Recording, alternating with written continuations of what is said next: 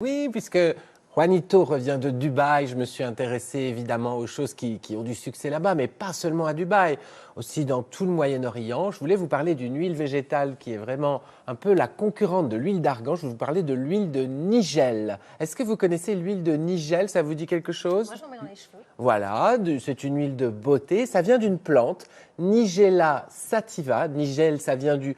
Alors, il y en a qui disent que ça vient du latin niger noir, parce que vous allez voir que c'est le cumin noir, en fait. Cette plante, vous voyez, de la famille des renonculacées, eh bien, elle sécrète des petites graines. Les graines, on va les voir aussi, elles sont très, très noires et très petites. Ça ressemble à du cumin, mais c'est de la nigel.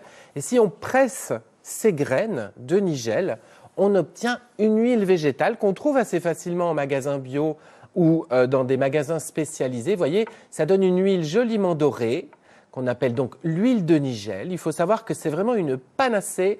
Je voyais que tout le monde acquiesçait. Vous la connaissez comment, Non, mais Clémence, non. les cheveux? Non, on disait non, qu'on ne la connaissait pas. Ah, vous la connaissez pas? l'Égypte, Ah si, si, Juanito la connaissait. Juanito la connaît. Les rois d'Égypte, voilà. Par exemple, on pense, on n'en est pas certain, mais c'est un peu la légende qui accompagne cette huile, que c'était une huile presque sacrée en Égypte. Le prophète disait aussi, elle soigne de tout sauf de la mort. Donc, vous voyez, c'est bien l'esprit un peu bienfaisant et multi-usage de cette huile. Juanito, vous la connaissez, vous? Oui, ce que j'allais dire, c'est un traitement ancestral, traditionnel, et qui a ses vertus en fait antioxydantes, qui lutte Mais il aussi va faire contre, la chronique, en contre les maladies. Bah, parce que j'en consomme moi-même. Ah oui, super. La petite cuillère d'huile de nigel. Ben, j'allais en parler, avec du oui. miel. Après, par contre, c'est assez fort. C'est assez fort, voilà. Alors, qu'est-ce qu'il y a dans cette huile du On va voir pourquoi c'est fort. En fait, au départ, il y a des oméga 6 et des oméga 9. Donc jusque-là, c'est un peu comme de l'huile d'olive, si vous voulez. Mais c'est une des seules huiles végétales qui, en plus, contient naturellement des huiles essentielles à l'intérieur d'elle-même. Normalement, ce n'est pas le cas. Quand vous pressez des noisettes, il n'y a pas d'huile essentielle dans l'huile de noisette. Mais là, il va y avoir des molécules aromatiques assez puissantes, notamment thymoquinone, une cétone, et paracimène interpène. C'est ce qui lui donne son odeur très forte qui évoque les épices. Sentez ça, Clémence, vous allez voir. Ça sent, Ouais, c'est fort. ça sent vraiment très très fort. c'est pas relaxé sur les canapés. Oui, oui. Du coup, tout le monde peut en profiter. Ah oui. Et c'est ça qui rend cette huile active. Alors, vous avez parlé, Juanito, vous avez parlé de la voie orale. Oui. On peut prendre en effet 1 à 2 cuillères à café par jour contre les allergies de saison ou les états inflammatoires. Ça ne peut pas faire de tort si vous l'utilisez en remplacement d'une graisse. Donc, 1 à 2 cuillères à café par jour maximum, pas si on est enceinte. Et Clémence parlait des cheveux. Les cheveux, on peut enduire tout simplement. Vous voyez ici, j'ai de l'huile de nigel bio. Je vais enduire mes doigts. Imaginons que j'ai des longs, beaux cheveux de sirène. Eh bien, rien ne m'empêche d'enduire comme ça mes Je suis cheveux. sûre qu'il les imagine vraiment, Julien. Là, Pour les... Eh bien oui. Mais vous en avez juste à côté de vous. Hein. Mais c'est vrai qu'attention, il faudra quand même laisser poser au moins 1 heure sous une serviette et rincer avec un shampoing. Et alors, c'est surtout une huile qu'on connaît pour les boutons, les Donc on peut en mettre imperfections. sur le visage, du coup. Oui, alors on peut mettre pur si on veut, mais moi j'aime dire qu'elle est plutôt à voir comme un actif dans un soin de jour. Alors, qu'est-ce qu'on peut faire comme soin? Ben, je peux vous montrer si Allez. vous voulez, j'ai une recette avec moi, venez.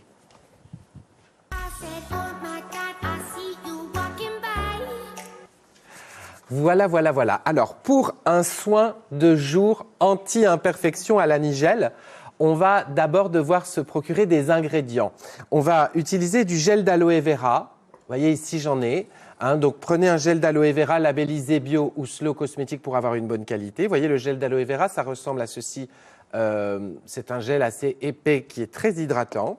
Il va vous falloir également une cuillère à café d'huile de nigel. Là, j'ai pris une autre marque. Vous voyez, il y en a plusieurs. De l'huile de nigel de bonne qualité, bio ou slow cosmétique. C'est important pour qu'elle ne soit pas transformée ni parfumée. Et l'idée, c'est de mélanger l'équivalent d'une cuillère à soupe de gel d'aloe vera. Vous voyez ici, j'ai une grosse cuillère à soupe. Avec une cuillère à café d'huile de nigel. Donc là, je vais le faire. C'est une cuillère à café, c'est 5 millilitres. Dans mon flacon qui fait 15 millilitres et qui est déjà préalablement rempli avec un peu plus de 10 millilitres, vous voyez, ça ne se mélange pas, mais je vais secouer, un peu comme Juanito sur la scène, vous voyez, je fais des gestes de hip-hop pour faire mon petit cocktail anti-imperfection et anti-bouton. Il faut le faire assez longtemps. Ça me donne une crème une crème un peu miel de couleur. ouais. Et je vais l'appliquer sur mon visage. Alors là, mes mains sont grasses parce que j'avais joué avec l'huile, mais vous voyez, hop, regardez, on jurerait une crème de pharmacie, C'est vrai. un gel crème. Et qu'est-ce que je vais faire avec ce gel crème? Tous les matins, tous les soirs, je vais l'appliquer sur mon visage si j'ai la peau mixte, si j'ai la peau grasse, si j'ai tendance à avoir des boutons au niveau de la mâchoire. C'est typiquement le soin des peaux à problème. Ça marche aussi si vous avez les rides, mais vous savez qu'aucun cosmétique ne gomme vraiment les rides. Donc, Mais on n'a pas de rides, nous, ici, sur le plateau. Ça coûte cher, l'huile de Nigel? oui et non. Évidemment, c'est plus cher que de l'huile d'olive. Il y a un peu tous les prix. Considérez que ça peut aller, donc pour 50 ml, il faut quand même compter un minimum de 10, 12 euros. Ça peut monter à 22, 23 euros. L'important, c'est qu'elle soit vierge. C'est important sur l'étiquette. Ça veut dire qu'elle est première pression à froid et qu'elle soit labellisée bio ou Slow Cosmetics. Ça vous donne déjà un gage de qualité. Mais dans l'alimentation aussi, il faut qu'elle soit pure. Si vous prenez la petite cuillère comme Juanito le faisait, il faut qu'elle soit pure, qu'il n'y ait pas de parfum, par exemple, pour ne pas en boire. Merci beaucoup, Julien. Revenez